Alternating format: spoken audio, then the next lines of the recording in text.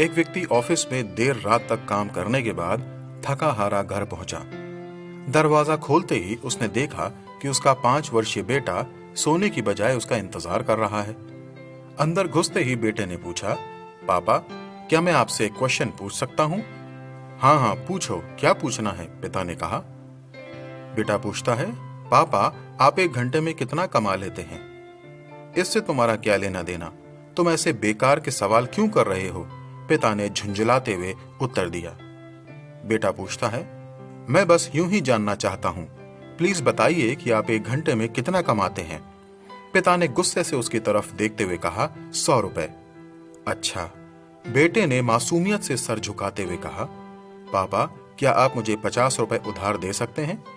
इतना सुनते ही वह व्यक्ति आग बबूला हो उठा और उसने कहा, तो तुम इसलिए ये फालतू के सवाल कर रहे थे ताकि मुझसे पैसे लेकर तुम कोई बेकार का खिलौना या चीज खरीद सको? चुपचाप अपने कमरे में जाओ और सो जाओ। सोचो तुम कितने सेल्फिश हो। मैं दिन रात मेहनत करके पैसे कमाता हूं और तुम उसे बेकार की चीजों में बर्बाद करना चाहते हो। यह सुन बेटे की आंखों में आंसू आ गए और वो अपने कमरे में चला गया। व्यक्ति अभी भी गुस्से में था और सोच रहा था कि आखिर उसके बेटे की ऐसे करने की हिम्मत कैसे हुई।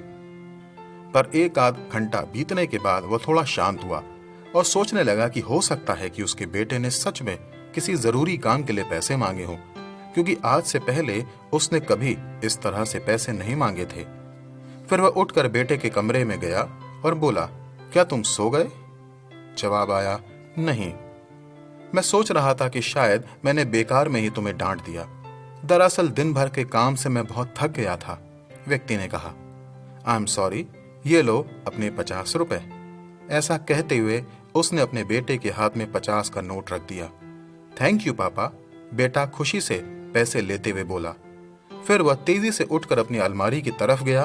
वहां से उसने ढेर सारे सिक्के निकाले और धीरे धीरे उन्हें गिनने लगा। यह देख वह व्यक्ति फिर से क्रोधित होने लगा और बोला, जब तुम्हारे पास पहले से इतने पैसे थे तो तुमने मुझसे और पैसे क्यों मांगे? क्योंकि मेरे पास पैसे कम थे, पर अब पूरे हैं, बेटे ने कहा। पापा, अब मेरे पास 100 रुपए हैं। क्या मैं आपका 1 घंटा खरीद सकता हूं? आप ये पैसे ले लीजिए और कल जल्दी घर आ जाइएगा। मैं आपके साथ बैठकर खाना खाना चाहता हूं। दोस्तों, इस तेज रफ्तार जीवन में हम कई बार खुद को इतना बिजी कर लेते हैं कि उन लोगों के लिए समय ही नहीं निकाल पाते जो हमारे जीवन में सबसे ज्यादा महत्व या इंपॉर्टेंस रखते हैं। इसलिए हमें ध्यान रखना होगा कि इस आपाधापी में भी हम अपने माँ बाप, जीवन साथी, बच्चों और अभिन्न मित्रों के लिए समय निकालें, वरना एक दिन हमें भी एहसास होगा कि हमने छोटी मोटी चीजें पाने के लिए कुछ बहुत बड़ा खो दिया। बाइबल बहुत ही स्पष्ट शब्दों में कहती है, हे बच्चे वालों, अपने बच्चों को रिस न दिलाओ, परंतु प्रभु की शिक्षा और चेतावनी देते हुए उनका पालन पोषण करो। दोस्तों, आप यह तब ही कर सकते हैं जब आप अपने परिवार और बच्चों के साथ एक अच्छा समय बिताएंगे।